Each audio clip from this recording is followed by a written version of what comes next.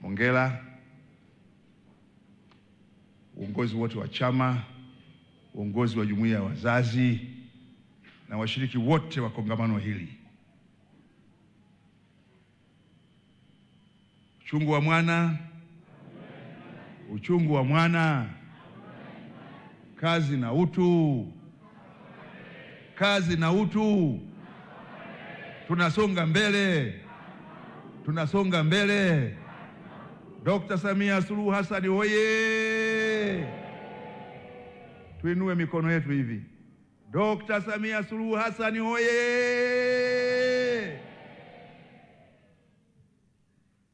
Nianze kwa kumshukuru Mwenyezi Mungu Rahimu kwa ruzuku ya uhai ambayo imetuwezesha kukutana leo hapa. Lakini pili, nishukuru sana jumuiya ya wazazi ambayo nimeambiwa mara nyingi na leo nimekumbushwa na dogo binti Mabruke kwamba jumuiya hii sina hiari, ni lazima niwe mwanachama wa jumuiya ya wazazi. Ameniambia jumuiya ya vijana umri umekwenda, UWT jinsia inaniweka nje, lakini jumuiya ya wazazi sina hiari, lazima niwe mwanachama. Kwa hiyo nashukuru kuja kwa wanachama wenzangu wa jumuiya ya wazazi. Pili, nashukuru kwa dakika 15. Mimi mwenyewe nina udhuru, kama mnavyofahamu kamati za bunge zinaendelea na lazima tena nikimbie Dodoma. Natakiwa mbele ya kamati ya bunge ya elimu na utamaduni kwa ajili ya kuwasilisha utekelezaji wa bajeti iliyopita, lakini makadirio ya bajeti ijayo. Lakini nilipopokea barua iliyotiwa saini na Happy, katibu mkuu wa jumuiya ya wazazi, mwanafunzi wangu wakati nikiwa mkuu wa kitivo, nikiwa amidi wa shule kuu ya sheria ya chuo kikuu cha Dar es Salaam, nimelazimika kuja na nikamaliza hapa nikimbie kurudi Dodoma. Sababu nilifundishwa mtu aliye mdogo kwako kwa umri akipata cheo kikubwa kuliko chako, mheshimu mara 5, ili asije akadhani unamdharau kwa sababu ya umri wake au kwa sababu ulimfundisha. Kwa hiyo nimetii hiyo, ama sivyo ningetoa udhuru. Kwa nimeshindwa kutoa udhuru ili usije ukadhani kwa sababu nilikufundisha na nakuzidi umri, kwa hiyo siheshimu cheo chako na nafasi yako. Angekuwa amenialika mtu wa umri mkubwa kuliko mimi, ningetoa udhuru, lakini sio kwako. Ili ujue najua nafasi yangu, najua kimo changu, najua mipaka yangu, lakini pia najua umuhimu wa jumuiya ya wazazi. Naomba nianze kueleza mafanikio ya Mheshimiwa Rais Dr. Samia Suluhu Hassan katika kulinda na kuenzi tunu za taifa, yaani muungano, umoja, amani na utulivu katika kipindi cha miaka 4 ya uongozi wake. Nianze kwa kusema, na wengi watashangaa, ujio wa Rais Dr. Samia Suluhu Hassan ulionekana, ulitabiriwa, ulibashiriwa miaka 81 iliyopita na baba wa taifa Mwalimu Julius Kambarage Nyerere. Watu watajiuliza vipi kwamba miaka 81 iliyopita baba wa taifa Mwalimu Julius Kambarage Nyerere aliyeliasisi nchi hii, aliyeanzisha chama cha TANU kilichogombea uhuru wa nchi hii, aliyeunganisha TANU na ASP ambayo ikazaa CCM inayoongoza nchi hii, miaka 81 iliyopita akiwa na umri wa miaka 1944, akiwa mwanafunzi wa mwaka wa pili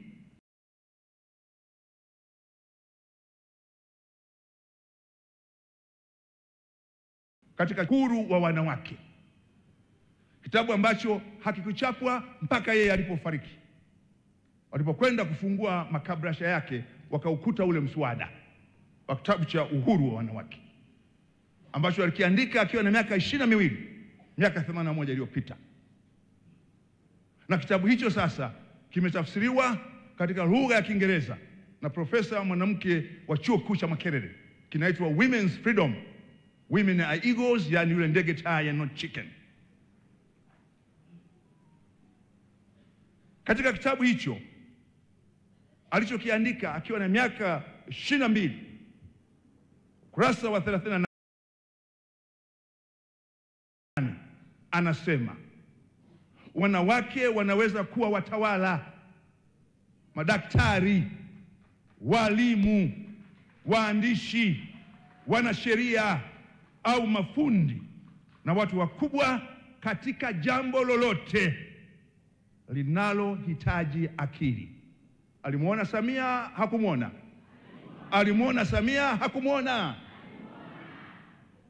Na anaendelea kurasa wa 34, katika mambo yanayotegemea akili hakuna tofauti inayojulikana kuwepo kati ya wanawake na wanaume.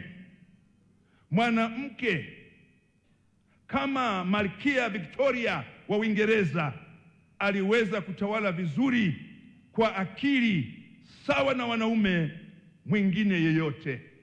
Alimuona Samia kuwa rais? Hakumuona? Kama alimzungumzia Malkia Victoria ameweza kutawala vizuri, alimuona Samia? Hakumuona? Alimuona Samia? Hakumuona?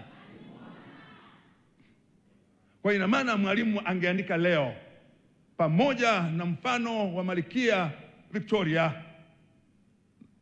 na labda angeongeza mfano wa Malkia Elizabeth, pia angemtaja Dr. Samia Suluhu Hassan. Nani kama Samia? Nani kama Samia? Mwalimu anaendelea kuandika katika kitabu hicho. Anasema kila palipo na hadithi ya wanawake waliopewa uhuru, tunakutana na wanawake waliofanya matendo makubwa sawa sawa na wanaume na pengine hata kupita wanaume. Mwisho wa kunukuu. Maneno hayo yanamuakisi Dr. Samia Suluhu Hassan au hayamuakisi? Yanamuakisi au hayamuakisi? Kwa maana hiyo, miaka 81 iliyopita baba wa taifa Mwalimu Julius Kambarage Nyerere aliuona ujio wa rais mwanamke mwenye uwezo kama wanaume na hata huwazidi katika uongozi wa taifa letu. Na Dr. Samia Suluhu Hassan ni matunda, ni zao la urithi wa waasisi wa taifa letu, baba wa taifa Mwalimu Julius Kambarage Nyerere na mzee wetu Sheikh Abeid Amani Karume. Amelelewa, amekuzwa ndani ya chama cha Afro Shirazi Party na baadaye ndani ya chama cha CCM. Kwa miaka mingi alikuwa mjumbe wa kamati kuu. Kwa hiyo ni mtu ambaye chama kimemlea, chama kimemkuza na ametoa mchango wake ndani ya chama, na sasa anatoa mchango wake katika uongozi wa juu wa Chama cha Mapinduzi, lakini katika uongozi wa juu wa Jamhuri ya Muungano wa Tanzania. Nani kama Samia? Hiyo ndio Tanzania ambayo sote hatuna budi kujivunia Tanzania hiyo. Na amesema naibu katibu mkuu, na mimi niongeze, rais wa sasa wa Namibia Netumbo na mume wake Ndaitwa walifunga ndoa yao Bomani, Ilala, Dar es Salaam. Kwa wacha tu kukaa, lakini hata ndoa yao walifunga Tanzania. Na umesema kweli kabisa, Watanzania wakati mwingine hatujijui nafasi yetu, hatujijui umuhimu wetu, hatujui kazi kubwa tuliyoifanya kuijenga Tanzania ya leo. Tulipopata uhuru mwaka 61, sisi ndio ilikuwa nchi yenye maskini na maendeleo ya chini kuliko nchi yoyote katika Afrika Mashariki na Kati, kwa sababu za kihistoria ambazo leo sitazungumza, muda hautoshi. Na mara baada ya kupata uhuru mwaka 61, sisi hatukupata nafasi kama ya mtoto atambae, akae, asimame. Mara moja tulipopata uhuru tukaanza moja kwa moja kukimbia tena kwa kasi kuwasaidia hao wote ambao naibu katibu mkuu, leo umeshuhudia kwa nini wanaienzi na kuiheshimu nchi hii. Hakuna nchi yoyote inayotuzunguka ambayo haikupata msaada wa Tanzania katika uhuru wake au katika ulinzi wa uhuru wake, iwe Kenya, iwe Uganda, iwe Rwanda, iwe Burundi, iwe Kongo, iwe Zambia, iwe Malawi, iwe Zimbabwe, iwe Msumbiji, iwe Namibia, iwe Afrika Kusini, iwe Guinea Bissau, iwe Cape Verde, iwe Sao Tome na Principe, na iwe East Timor ambayo ni nje kabisa ya bara la Afrika. Kwa maana tunapozungumzia mafanikio ya Dr. Samia Suluhu Hassan, hatuna budi kujiuliza, Tanzania ni nchi gani hii ambayo leo tunazungumzia kuzilinda tunu hizo na kuziimarisha ambazo Dr. Samia Suluhu Hassan ameziimarisha. Ibara ya kwanza ya Katiba ya Jamhuri ya Muungano wa Tanzania inatamka Tanzania ni nchi moja na ni Jamhuri ya Muungano. Na ibara ya tatu inatanabaisha Jamhuri ya Muungano wa Tanzania kuwa ni nchi ya kidemokrasia na ya kijamaa isiyokuwa na dini yenye kufuata mfumo wa vyama vingi vya siasa. Na ibara muhimu sana ndani ya katiba ambao watu wengi hawaisomi ni ibara ya 9. Ibara ya 9 ya katiba yetu ndio inayoeleza Tanzania ni nchi ya aina gani. Na katika hayo inasema kabisa, moja ya mambo muhimu kwa Tanzania ni udugu na amani. Na Dr. Samia Suluhu Hassan ameyasimamia hayo yote kwa umahiri na ufanisi mkubwa. Kwa umahiri na ufanisi mkubwa. Kama ingekuwa ni ndege, Dr. Samia Suluhu Hassan ni rubani mahiri. Na ni rubani mahiri kwa sababu wote bara zima la Afrika na dunia inashangaa jinsi yaliyotokea na jinsi ambavyo Tanzania imekuwa mfano wa kuheshimu katiba yake, ya kuheshimu tunu zake, ya kuheshimu misingi yake. Na Dr. Samia Suluhu Hassan ameiendeleza kwa kiasi kikubwa kabisa na inaendelea. Na Dr. Samia Suluhu Hassan amesisitiza mambo makubwa katika yale niliyoambiwa niyaseme. Moja, ameimarisha muungano wetu na kujenga taifa imara lenye kushiriki na kutoa mchango wake katika kujenga dunia inayothamini usawa, haki na amani, na nitatafafanua baadaye kidogo. Lakini Dr. Samia Suluhu Hassan ameimarisha umoja wa kitaifa. Na Dr. Samia Suluhu Hassan amejenga maelewano na masikilizano katika nchi yetu, lakini pia amesaidia nchi nyingine kujenga maelewano na masikilizano kwao. Na mfano mzuri ni huu mgogoro unaoendelea mashariki mwa Jamhuri ya Kidemokrasia ya Kongo. Na 4, Mheshimiwa Dr. Samia Suluhu Hassan ameleta maendeleo makubwa. Na nyinyi jumuiya ya wazazi, moja ya maendeleo makubwa aliyoyafanya Dr. Samia Suluhu Hassan ambao hamna budi kuyaeleza na kusimama kifua mbele ni mabadiliko makubwa katika elimu. Na mabadiliko haya makubwa katika elimu ambayo ndio moja ya shughuli kubwa za jumuiya ya wazazi, sio katika miundombinu tu. Amejenga shule nyingi sana za msingi na sekondari. Lakini kwa upande wa shule za msingi na kumlea mtoto, jambo kubwa ambalo amelifanya Dr. Samia Suluhu Hassan, na sisi jumuiya ya wazazi hatuna budi kuwaeleza Watanzania, ni haya madarasa ya awali ya kisasa kabisa ambayo watoto wanakwenda kusoma katika mazingira mazuri. Wa umri wangu na kaka yangu hapa Njolai tulianza darasa la kwanza nje. Darasa la kwanza nje ilikuwa chini ya mti, tunaandika kwenye udongo. Ndio maana nyinyi ambao mmeanza kusoma madarasani mnayaona haya madarasa ya awali ni kitu cha kawaida. Mimi na Njolai ni muujiza. Mimi na Njolai ni muujiza kwamba leo kuna madarasa ya awali, kuna bembea, kuna michezo, yamechorwa vipepeo, na sisi tulichora kwa chini kwenye udongo. Lakini umuhimu wake nini? Unawafanya watoto katika umri ule waanze kupenda shule, waanze kujifunza nidhamu ya kwenda shuleni na kurudi nyumbani, na waanze kujifunza usafi, hygiene. Si jambo dogo, lakini kubwa zaidi ambalo wengi hawalifahamu, labda mimi na Njolai tunaweza kulikumbuka. Mabadiliko ya kwanza makubwa ya elimu aliyafanya baba wa taifa Mwalimu Julius Kambarage Nyerere, kuitoa elimu ya lazima kutoka darasa la 4 kuipeleka darasa la 7.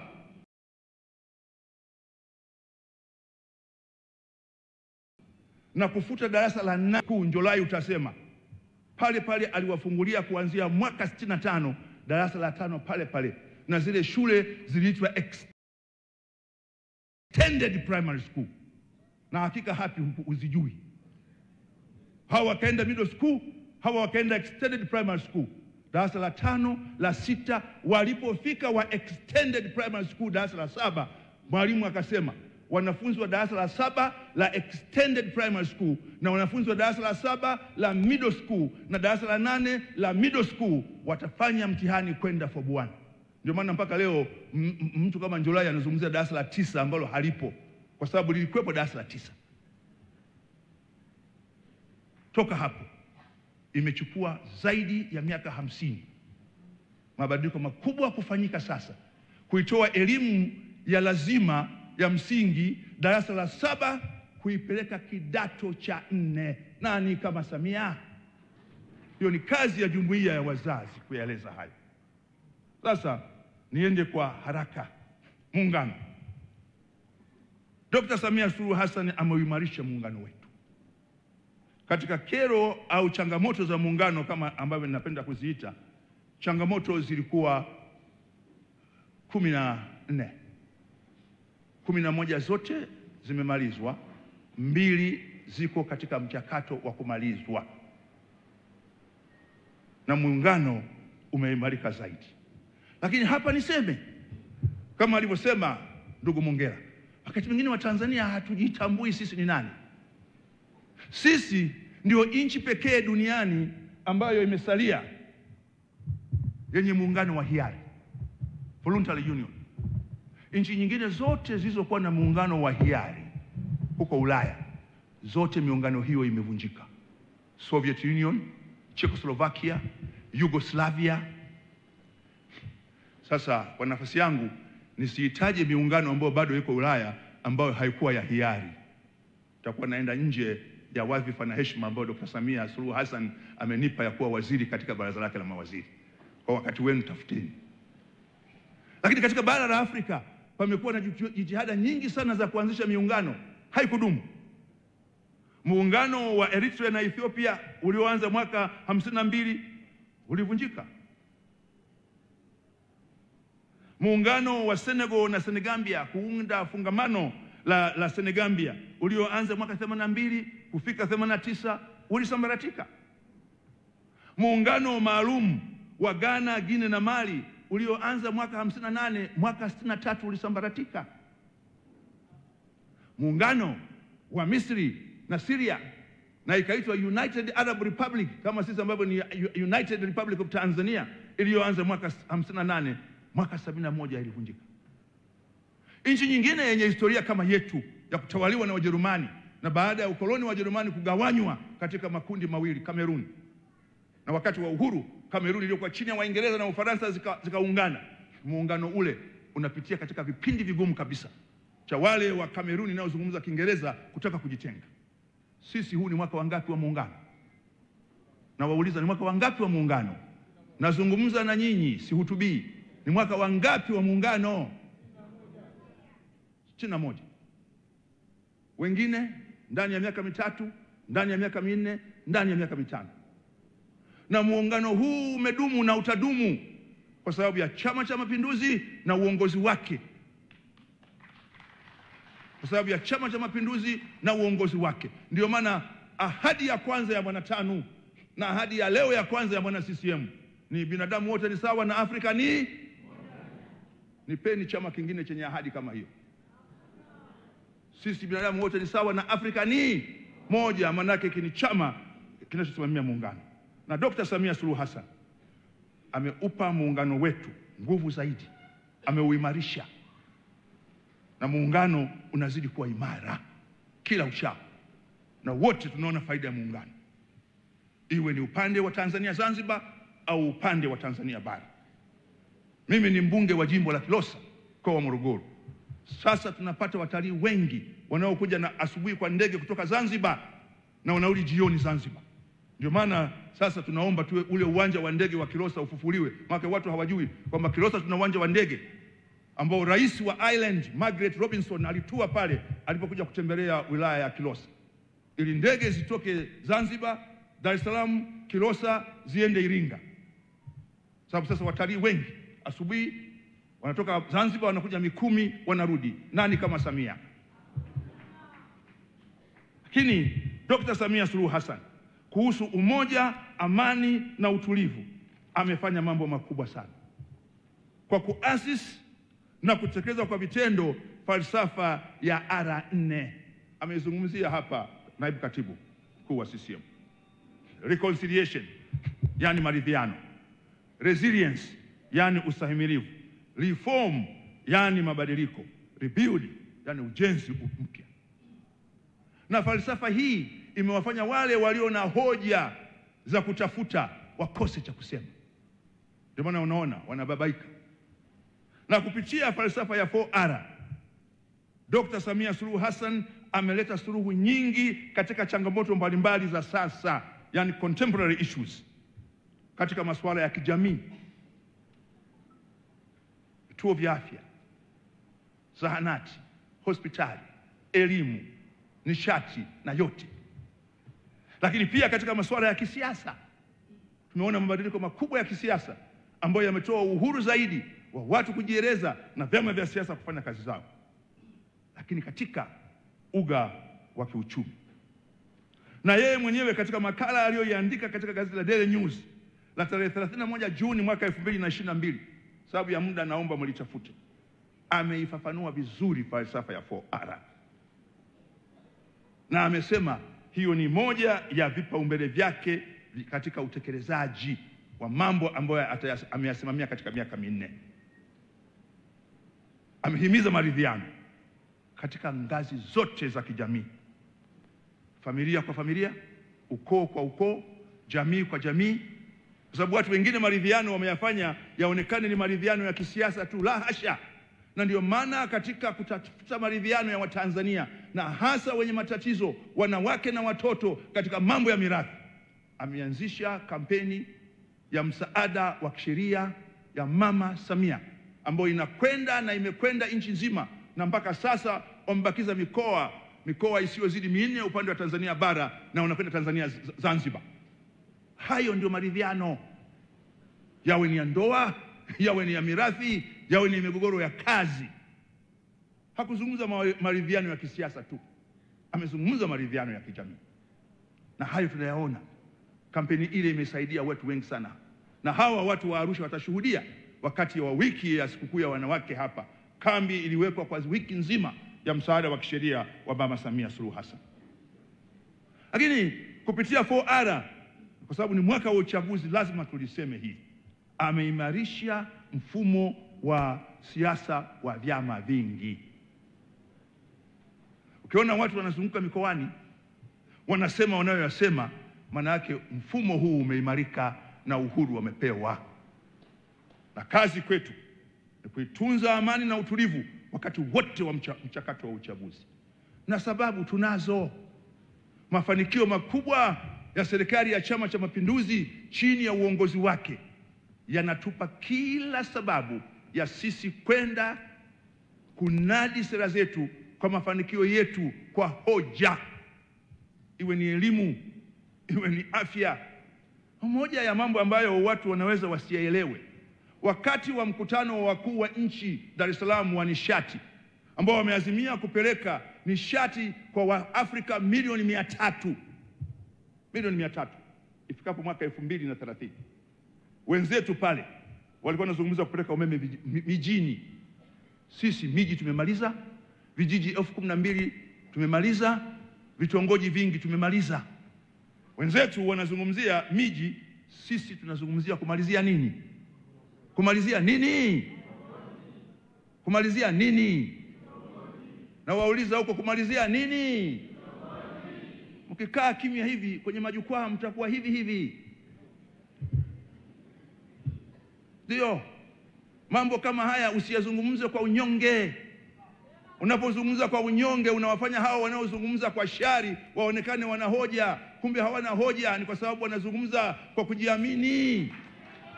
Lazima mjiamini. Msipojiamini mtaonekana hamna hoja. Na ndio maana mimi nazungumza kwa kujiamini. Dr. Samia anajiamini. Mgombea mwenza Nchimbi anajiamini. Na nyinyi hamna budi kufanya nini? Jiamini. Kujiamini. Msipojiamini nyinyi, jumuiya ya vijana ifanye nini? Na waulizeni. Msipojiamini nyinyi, jumuiya ya vijana ifanye nini? Pake nyinyi ndio walezi wao. Nyinyi ndio wakuyaeleza haya mafanikio ili twende kwenye hoja. Tusipokwenda kwenye hoja, tutavutwa huko kwingine ambako tayari katibu mkuu na mgombea mwenza ametahadharisha. Tusivutwe huko. Kwa hiyo lazima kila mmoja ayajue mafanikio ya utekelezaji wa ilani ya chama kuanzia ngazi ya kitongoji, ngazi ya kijiji, ngazi ya kata, ngazi ya halmashauri, ngazi ya wilaya, ngazi ya mkoa, ngazi ya taifa. Huu sio mwaka wa kusema vizuri vyajiuza, vibaya vyajitembeza. Sasa ni vyote vyajitembeza, vizuri na vibaya. Vyote. Sikayo kapweteka, mimi nina vizuri wataviona. Hapana, vipeleke vionyeshe. Lakini amesimamia mabadiliko makubwa katika sheria na mfumo wa uchaguzi kwa kutunga sheria mpya 2. Hizi sheria 2 zimeleta reform. Lazima tuseme hayo. Hizi sheria 2 zimeleta reform. Zimeleta nini? Reform. Namalizia. Reform. Na Profesa, katika kuzungumzia reform hapo nafikiri ndo penyewe hapo. Ninyi nimewasikiliza hapa mnazungumza sana kujiandaa kwenda kwenye uchaguzi, lakini naibu katibu mkuu akimwakilisha katibu mkuu wa Chama cha Mapinduzi amezungumza, anawaelekeza kwamba lazima CCM kiende kifanye mambo yake kwa amani, kwa uungwana, ambayo ni sura ya rais wa jamhuri. Na tunafahamu rais alipoleta R4 alitaka maridhiano, na maridhiano sio kuongea siku moja tu. Mnazungumza, lakini wenzenu, watani wenu wanasema bila reforms hakuna uchaguzi. Sasa ulikuwa umeanza reform, endelea hapo. Nitaendelea. Na mniwie radhi, sababu sitakuwa kwenye mjadala, nikimaliza hapa nakimbia, mniwie radhi. Tutajitahidi kwenda kwa haraka. Sheria hizi 2 zimeleta reform. Kwanza ni sheria ya Tume Huru ya Taifa ya Uchaguzi ya mwaka 2024. Sheria namba 2 ya 2024. Sheria ya pili ni sheria ya uchaguzi wa rais, wa bunge na madiwani ya mwaka 2024. Sheria namba 1 ya mwaka 2024. Lakini pili, mabadiliko yaliyofanywa katika sheria ya vyama vya siasa. Sasa sheria ya Tume Huru ya Taifa ya Uchaguzi, hayo maneno yanatoka wapi? Hayo maneno yanatoka katika ibara ya 74 ya Katiba ya Jamhuri ya Muungano wa Tanzania, ibara ndogo ya 7. Inasema hivi: kwa madhumuni ya utekelezaji bora wa majukumu yake yaliyoainishwa katika ibara hii, Tume ya Uchaguzi itakuwa ni idara huru. Idara gani? Idara gani? Huru. Sasa ukisema hii ni tume huru ya uchaguzi, imevunja katiba? Ibara ya 74 ibara ya 7 inatumia neno gani? Inatumia neno gani? Na kwa sababu muda hautoshi, ningekwenda kwenye maamuzi ya Mahakama Kuu na Mahakama ya Rufaa, na hasa uamuzi wa Jaji Samata kwamba tunapotafsiri katiba yetu ni lazima tutafsiri kwa mtizamo chanya na tuipe utafsiri pana, broad interpretation of the Constitution. Sasa hili nisiende kwenye constitutional jurisprudence, hilo nitakitafutia nafasi nyingine kulieleza constitutional jurisprudence na jinsi gani tunaisoma ibara hii. Kwa hiyo inasema ni idara huru inayojitegemea. Idara inayojitegemea ni huru au sio huru? Kwa hiyo ukiita hii ni tume ya uchaguzi huru, umevunja katiba au umeimarisha katiba? Au umeitekeleza katiba? au umeihuisha katiba, na hasa unapoambiwa jambo lolote linalotungwa, kwa sababu katiba haijitekelezi yenyewe. The Constitution is not self-executing. It is implemented through acts of parliament. Na sheria yoyote ya bunge inayoitajirisha katiba, inayoimarisha katiba, inayoleta mabadiliko chanya katika katiba, haivunji katiba, haiviolate katiba, ina enrich the jurisprudence of the Constitution of the United Republic of Tanzania and not otherwise. Sheria hii, Profesa, hayo maneno ungeyaweka kwa Kiswahili, maana tuko mbashara. Takuja.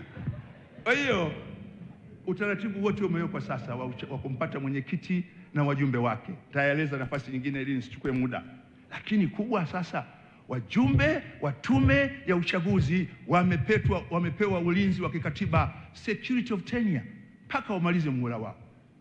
Na ili waondoe kwa sababu ya maadili, ni lazima uunde tume ya kijaji ya judges ili wathibitishe hizo tuhuma. Sasa hiyo tume ni huru, sio huru, Dr. Njolai? Sitaki kusema tulikotoka. Leo tumepiga hatua kubwa sana chini ya Dr. Samia Suluhu Hassan. Nije haraka na jibu la kwako kwenye sheria ya uchaguzi wa rais, wa bunge na madiwani. Moja ya mambo mengi yaliyopigiwa kelele baada ya Dr. Samia Suluhu Hassan kushika uongozi wa nchi yetu na kwenda maridhiano, kwamba wabunge na madiwani wengine wamepita bila kupingwa, kwa hiyo hawana uhalali kuchaguliwa.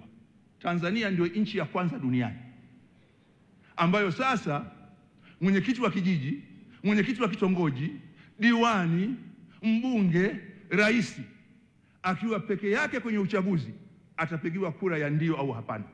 Uingereza mpaka sasa anapita moja kwa moja, sababu watu wanasahau kwamba kupita kule bila kupingwa tuletewa na Waingereza, lakini sisi tumekwenda mbele ya Waingereza kwamba sasa wewe ukibaki peke yako lazima upigiwe kura. Hayo mabadiliko, hiyo reformu ni ndogo aliyota Dr. Samia, na ndio maana ukienda kuhusu rais ni kifungu cha 38 kifungu kidogo cha pili, akibaki peke yake kura ya ndio au hapana. Mbunge kifungu cha 54 kifungu kidogo cha pili, akibaki peke yake kura ya ndio au hapana. Na udiwani kifungu cha 66 kifungu kidogo cha pili, akibaki peke yake kura ya ndio au hapana. Na uchaguzi huu wa viongozi wa vijiji na vitongoji, kuna ambao kura za hapana zilikuwa nyingi kuliko ndio. Naibu Katibu Mkuu, hayo watu waelezwe. Kuna ambao hapana zimekuwa nyingi na uchaguzi unarudiwa. Hiyo ni reformu au sio reformu? Roma haikujengwa katika siku moja. Na ndio maana umeniuliza. Nchi hii, uchaguzi huu tunaofanya mwaka huu utakuwa ni uchaguzi wa 15. Hatujawahi nchi hii kuahirisha uchaguzi hata mara moja. Na katika chaguzi ambazo zilikuwa ngumu, mojawapo ni uchaguzi wa mwaka 1958 uliokuwa uchaguzi wa kwanza Tanzania bara, ambao wanachama watano hawakumwelewa rais wa tano Julius Kambarage Nyerere kukubali mapendekezo ya Waingereza na Umoja wa Mataifa kwamba uchaguzi huo, kwanza, sifa za mpiga kura zilikuwa juu kabisa, Waafrika wengi hawakupiga kura, lakini pili, tukalazimishwa kila jimbo la uchaguzi lichague wabunge watatu, mbunge mzungu, Muasia na Mwafrika. Na baada ya chama cha TANU kupitisha maamuzi hayo, kiongozi wa ngazi ya juu wa chama cha TANU alijitoa, Zuberi Mtemvu, na kuunda chama cha African National Congress of Tanganyika kupinga maamuzi ya Mwalimu kukubali suluhu na Waingereza ya wabunge watatu, wazungu, Wahindi na Mwafrika. Na Mwalimu alisema, wana ndugu zangu wa TANU, na wakati huo Mwalimu alikuwa na umri wa miaka 36, kijana mbichi, akasema, na wahakikishieni hao wazungu na Wahindi wanaounga mkono TANU ni nao. Ndio kina Amiri Jamal, ndio kina Nuru Kasam, ndio kina Sofia Mustafa, ndio kina Derek Bryson, ndio kina Lida Sterling.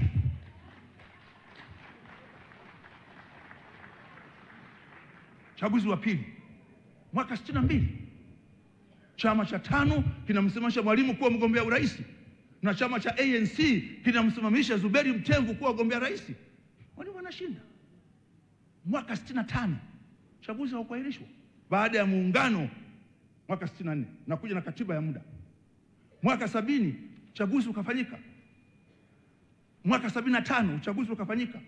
Mwaka 80 Njorai yupo, palikuwa na kila hoja kumuomba Mwalimu aahirishe uchaguzi wa mwaka 80 kwa sababu ya hali ngumu ya uchumi baada ya vita vya Kagera vya kumuondoa Nduli Idi Amin. Na mpaka Rais wa Msumbiji Samora Moises Machel alitoka Maputo kuja Dodoma kumuona Mwalimu. Nchi imetoka kwenye vita, hali ni ngumu. Mwalimu akasema hatutaahirisha uchaguzi kwa sababu ya hali ngumu ya uchumi baada ya vita. Mwaka 85 ndio ulikuwa uchaguzi wake 80 wa mwisho, akaliaga taifa. 85 tukaanza mfumo, sisi tukiwa nchi ya kwanza katika bara la Afrika yenye mfumo wa chama kimoja, lakini iliyoweka ukomo wa vipindi vya uraisi kuwa viwili. Na unakumbuka Njorai, mapendekezo ya NEC ilikuwa ni vipindi vitatu, lakini wajumbe wa NEC wakasema vipindi viwili. Tukumbushane mambo haya. Mwaka 90 uchaguzi umefanyika, 95 umefanyika, 2000 umefanyika, 2005 umefanyika, 2010 umefanyika, 2015 umefanyika. Uchaguzi mwingine ambao wengi walianza kunong'ona uahirishwe ni wa 2020 kwa sababu ya COVID au uviko. Huu wa 2025 utakuwa ni uchaguzi wa 15 na utaofanya tayari reforms zikiwa zimefanyika na nyingine zitaendelea kufanyika jinsi nchi hii inavyokwenda. Sasa muda umepitiliza kupita kiasi, na nisikukosea na wewe pia ukasema kwa sababu ni bosi wako na kuombea bajeti bungeni kwa hiyo niachie. Ndugu umoja wa wazazi, katika jumuiya zote nyinyi nafasi yenu ni ya kipekee kabisa.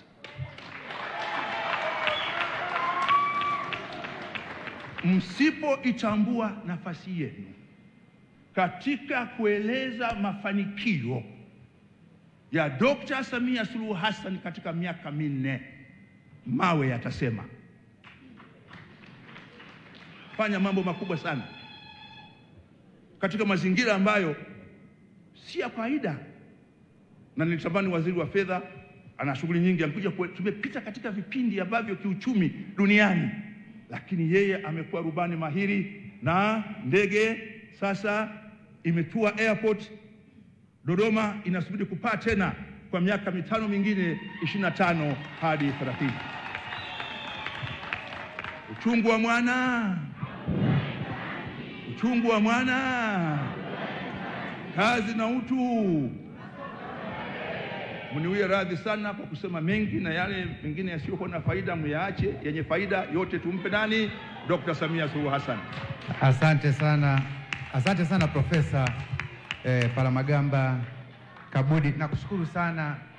Ilibidi tuache tukupe muda zaidi kwa sababu we ni mzungumzaji wa kwanza.